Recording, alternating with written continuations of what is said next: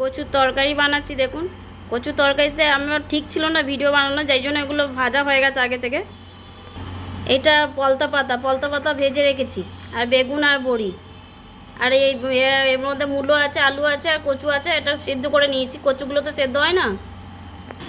সর্ষে ফোড়ন দেব, আর শুকনো লঙ্কা দেব, টমেটো দেব, নুন দেব, হলুদ দেব, ধনে জিরে একসাথে দিয়েছি। এবারে কচুগুলো দিয়ে দেবো, বেগুনগুলো দিয়ে দেবো, অল্প লঙ্কা গুঁড়ো দেবো। এবারে জল দিয়ে দেবো, এবারে বড়িগুলো দিয়ে দেবো। 5 মিনিট ঢাকা দিয়ে রেখে দেবো। কচু তরকারিটা আমার হয়ে গেছে। 1 চামচ মিষ্টি দেবো। এবারে পলতা পাতাগুলো দিয়ে দেবো। পলতা পাতা দিয়ে কচুর তরকারি আপনারা খেয়েছেন কি না জানি না, আপনারা তাহলে কমেন্ট করে জানাবেন যদি খেয়ে থাকেন।